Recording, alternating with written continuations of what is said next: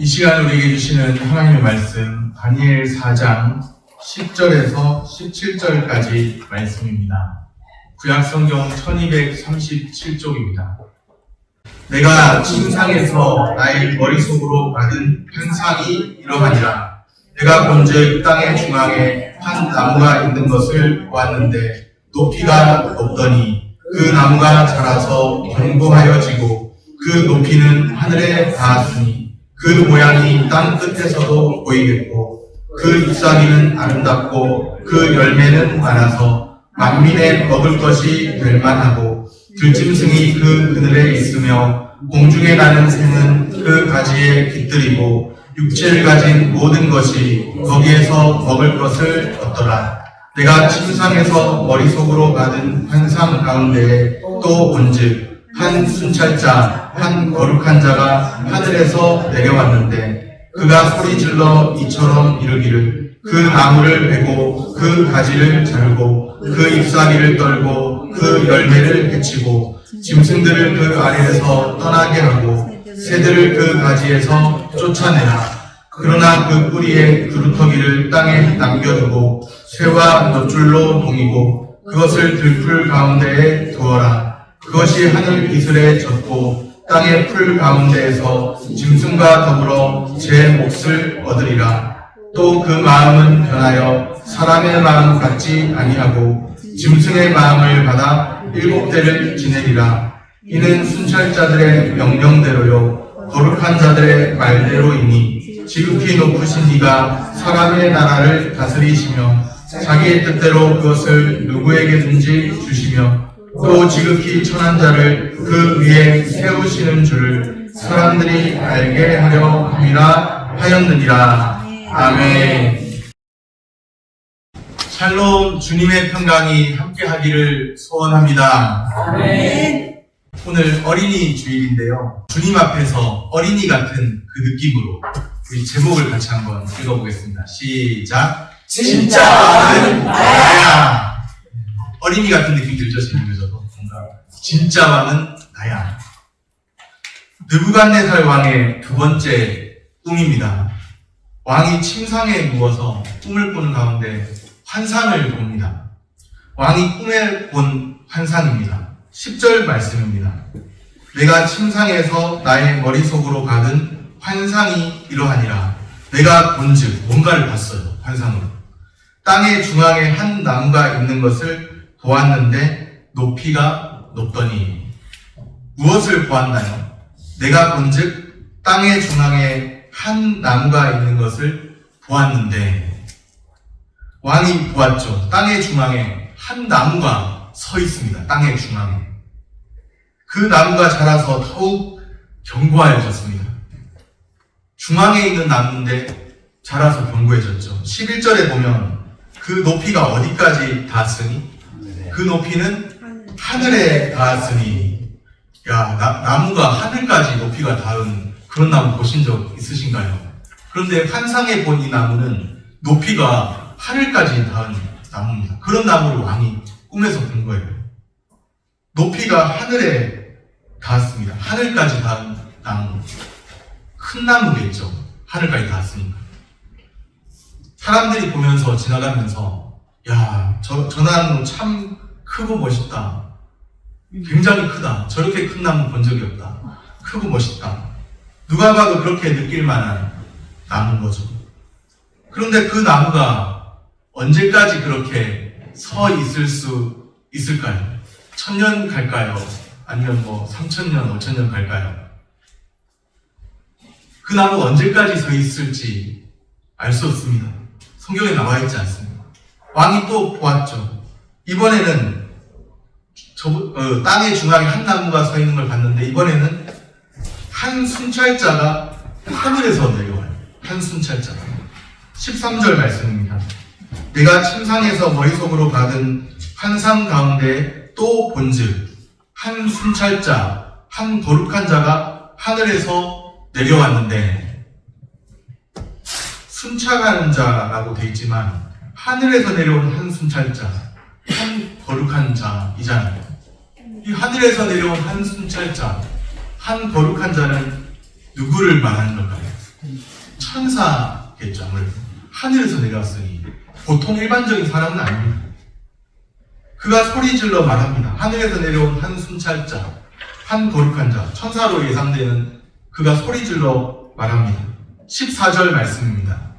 그가 소리질러 이처럼 이르기를 그 나무를 베고 그 가지를 자르고 그 잎사귀를 떨고 그 열매를 해치고 짐승들을 그 아래에서 떠나게 하고 새들을 그 가지에서 쫓아내라. 나무 그냥 멋있게 놔두면 좋을 텐데, 좀 더 지켜보면 좋을 텐데, 그 나무를 베고 쫓아내라. 그렇게 말합니다. 크고 높은 나무, 웅장한 모습이죠. 이 나무가 마치 바벨론을 상징하고 있는 것 같아요. 그런데 그 나무가 크고 높은 나무, 하늘까지 닿은 나무였는데 그 나무가 어떻게 된다고요? 배임을 당하게 됩니다. 이 환상에 대한 다니엘 선지자, 다니엘의 해석이 있습니다. 22절 말씀입니다. 왕이여, 이 나무는 곧 왕이시라. 이는 왕이 자라서 견고하여지고 창대하사 하늘에 닿으시며 권세는 땅끝까지 미치심이니이다. 지금 바벨론의 권세로 말하자면 그 바벨론 제국의 권세를 당할 나라가 아무도 없습니다. 바벨론이 고대 근동 지역을 다 제패한 거예요. 그리고 유대 지역까지도 삼키면서 그 성전도 파괴하고 또 선민이라고 자부했던 유대인들을 자기 나라로 포로로 끌고 가고 그렇게 했던 거죠. 그 권세를 누가 당하겠습니까?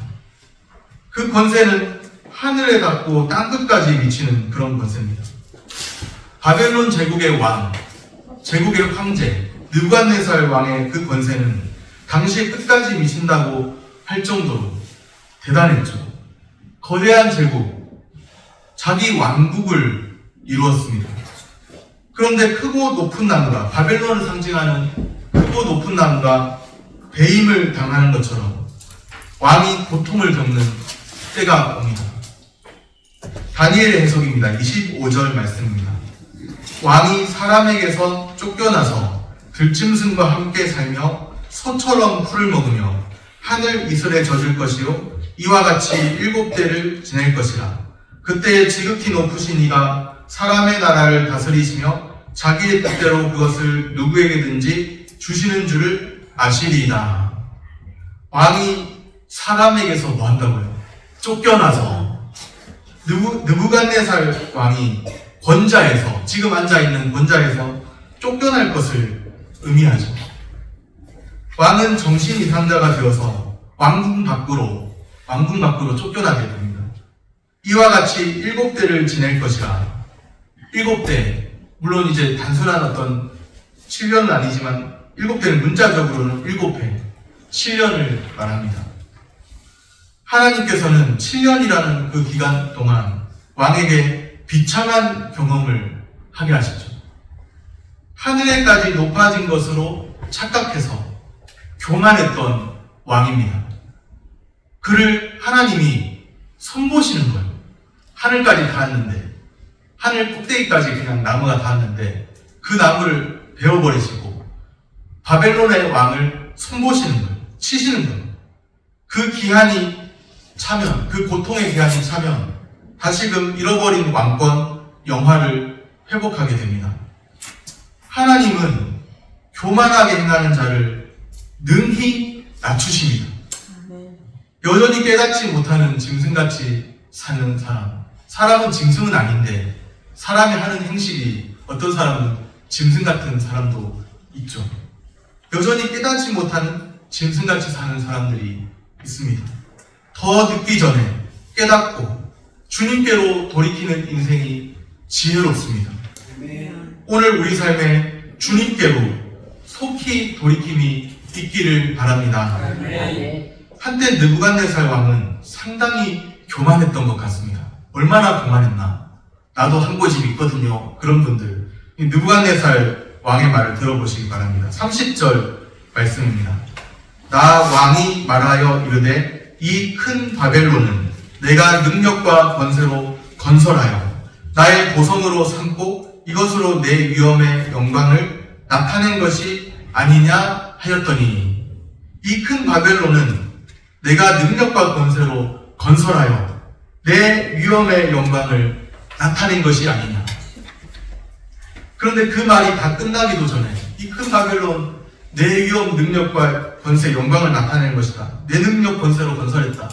이 말이 다 끝나기도 전에 하늘에서 놀랍게도 소리가 들려옵니다. 31절 말씀입니다. 우리 31절 같이 한번 읽겠습니다. 이 말이 아직도 나 왕의 입에 있을 때 하늘에서 소리가 내려 이르되 느부갓네살 왕아 내게 말하노니 나라의 왕위가 내게서 떠났느니라. 이후에 무슨 일이 일어났는지 상세히 알 수는 없습니다. 성경에 안 나와 있으니까, 구체적으로 기록되어 있지 않으니까. 왕이 권좌에서 쫓겨난 것으로 보입니다.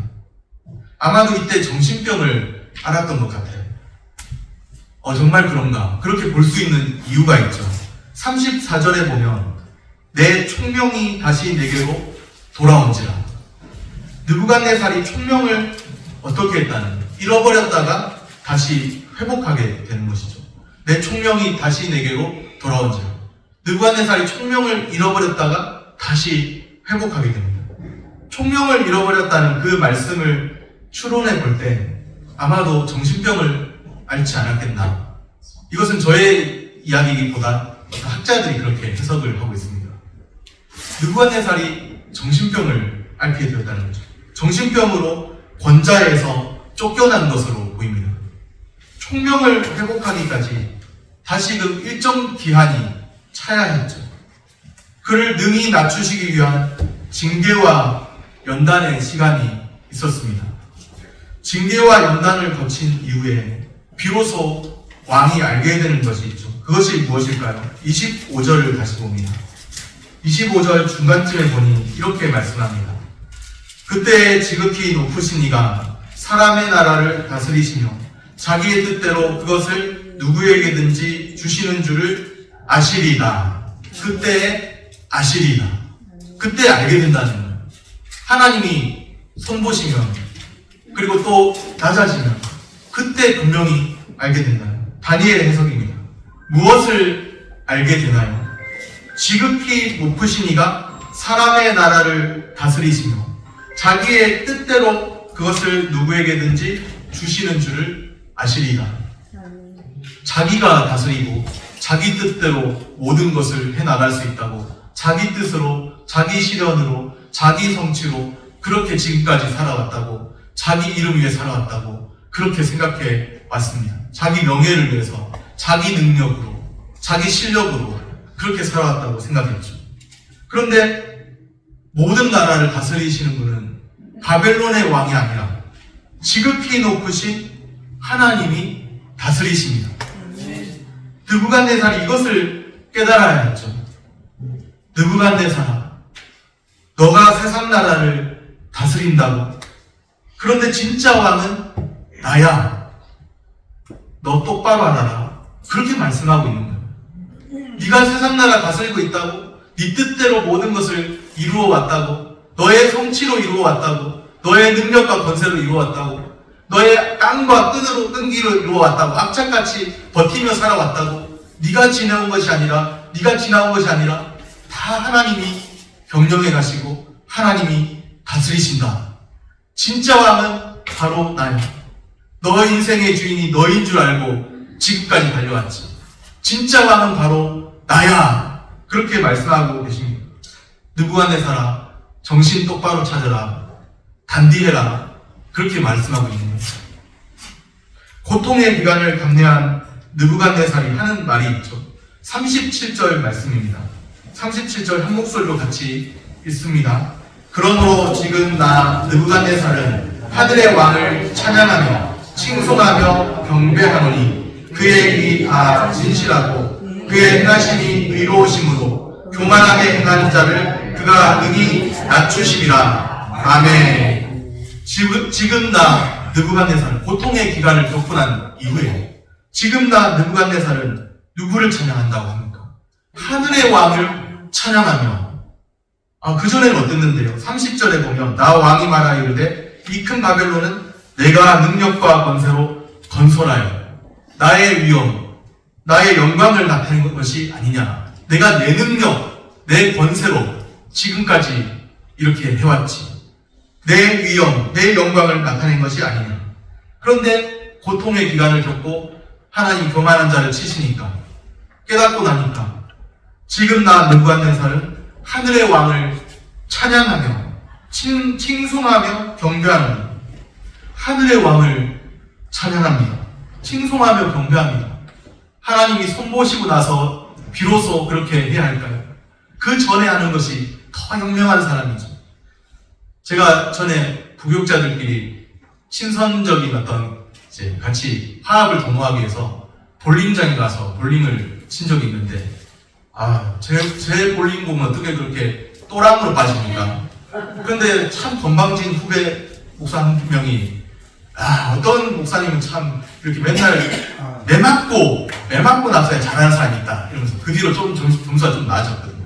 매 맞고 나서야 잘하는 스타일이 있다 이러는 거예요. 근데 참 기분이 묘한 거 있죠. 전 저보다 까마득하게 한 10년이나 후배인데, 10년 후배 목사인데 저보고, 저를 향해서 어떤 목사님은 매 맞고 나서야 잘하는 사람이 있다고 그렇게 이야기를 하는 거예요. 근데 너무 기분이 좀 묘하더라고요. 매 맞고 잘해야 하겠습니까? 하나님이 딱 치신 이후에 하늘의 왕을 칭송하고 그래야 하겠습니까? 느부갓네살은 지금 하늘의 왕을 칭송하며 찬양하며 경배하며, 그가 하는 말이 교만하게 행하는 자를 그가 능히 낮추심이라. 자신이 교만하게 행했다는 것을 자신이 알고 있어요. 교만했던 자신을 돌아봅니다. 매 맞기 전엔 자신이 교만했는지도 몰랐어요. 매 맞고 나니까 교만한 걸 알게 됐습니다. 교만했던 자신을 돌아봅니다. 이제까지 지나온 우리 삶은 어떤 삶이었나요? 내가 이룬 성취, 나의 수고의 결실, 나의 악으로 깡으로 버텨온, 나의 끈기로 버텨온 삶, 나의 지독한 마음으로 버텨온 삶, 참 고통스러웠지만 나의 힘겨운 지독한 마음으로 버텨온 그런 삶, 그렇게 생각하고 나의 수고의 결실인 줄로 생각하고 그렇게 살아왔나요? 그런데 깨닫고 난 후에 돌아보면 아니라는 것이죠. 지극히 높으신 하나님, 하늘의 왕이 다스리십니다.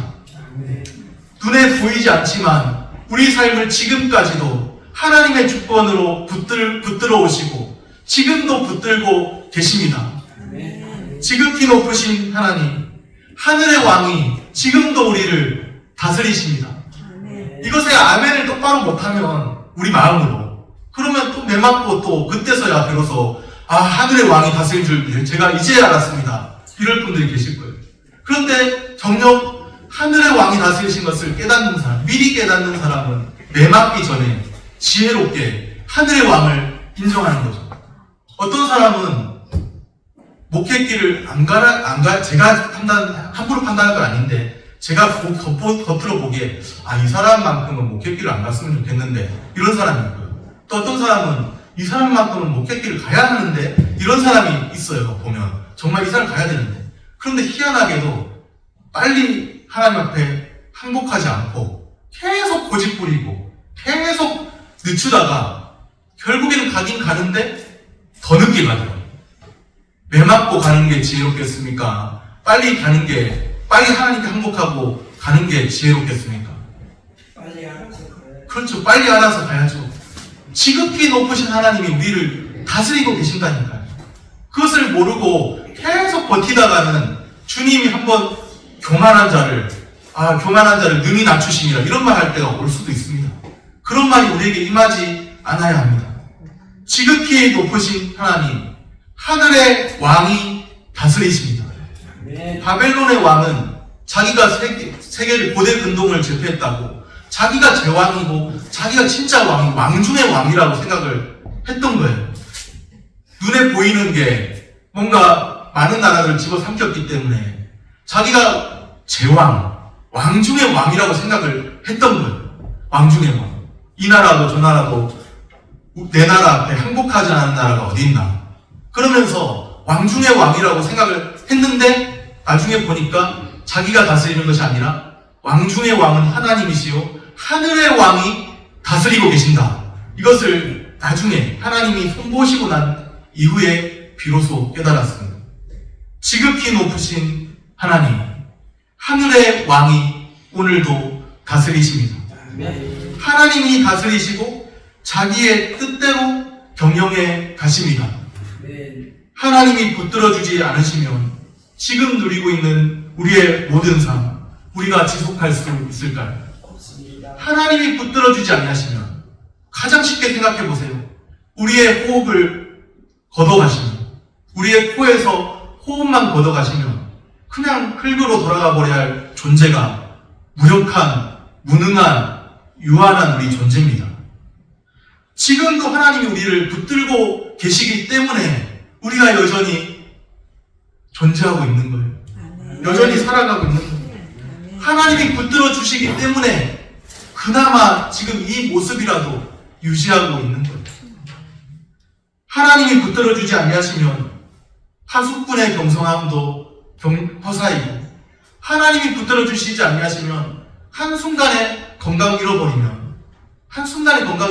건강을 자신해 왔는데 40대, 50대, 60대, 70대, 80대 갈수록 뭔가 안 좋아지는 증상이 죽음을 향해 가는 게 보이지 않습니까? 그동안 자신 있게 나는 남보다 다르다고 건강하다고 했던 것도 하나님이 붙들어 주셨기에 가능했던 겁니다. 그런데 건강을 점점 더 이상한 조짐이 저에게도 40대가 됐는데 예전에 20대, 30대에는 없었던 증상들이 뭔가 나타나더라고요, 몸에서. 그런 걸 보면서 이거 참 건강하다고, 남보다 다르다고, 나는 남과 다르다고 그렇게 생각해 왔는데 뭔가 이 건강조차도 하나님이 붙들어 주신 거였구나. 하나님이 붙들지 아니하시면 건강도 자신할 수 없는 거구나. 그런 생각이 들더라고요. 하나님이 붙들어 주시지 아니하시면 우리가 유지할 수 있는 게 무엇일까요? 우리의 호흡도, 우리의 건강도, 우리의 소유도, 우리의 모든 것도 하나님이 붙들어 주시기에 지금이나마 여기까지라도 올 수 있었습니다. 하나님이 붙들어 주셨습니다. 오늘 우리 삶에서 하나님의 주권적 통치를, 또 은혜의 경륜을 바라보시기를 소원합니다. 말씀을 정리합니다. 하나님은 교만하게 행하는 자를 능히 낮추십니다. 반드시 낮추십니다. 교만한 자. 한순간에 형통한 것 같아 보여도 하나님은 교만한 자 능히 낮추십니다. 하나님이 다스리시고 자기의 뜻대로 경영해 가십니다. 지금도 눈에 보이지 않는 하나님의 섭리의 손길로 인도해 가십니다. 그래서 우리는 믿는 자는 알아요. 지극히 비참한 것은 하나님의 섭리에 대하여 무지한 것이고, 지극히 지고한 행복은 하나님의 섭리를 아는 것입니다. 칼빈이 한 말인데요. 지극히 비참한 건 하나님의 섭리에 대해 무지한 것. 다른 게 아니라 내가 이렇게 가난하다. 이걸 아는 게 아니라 그게 비참한 게 아니에요. 하나님의 섭리에 대해 무지한 것이 지극히 비참한 것이고, 하나님의 섭리를 진정으로 알고 고백하고 하나님이 지금도 섭리하신다 믿고 따르는 그것이야말로 지고한 행복이라는 거예요. 지고한 행복과 지극히 비참함은 하나님의 섭리를 인정하고 따르느냐 그렇지 못하느냐로 나누어지는 겁니다. 오늘 이 순간에도, 우리가 예배하는 이 순간에도, 예배당을 나가서 살아가는 그 순간에도 하나님이 오늘도 섭리의 손길로 우리를 인도하시는 줄로 믿습니다. 말씀 앞에서 늘 겸비한 자세로, 교만한 자는 말씀 받지 못해요. 자기 마음, 자기 생각으로 가득한 교만한 자는 말씀 받지 못합니다. 말씀 들어갈 틈이 없습니다. 자기 교만함으로 가득해 있어서 그 마음. 말씀 앞에서 늘 겸비하는 자세로 하나님의 주권적 통치와 은혜의 경륜을 바라보시기를 축복합니다. 기도하겠습니다.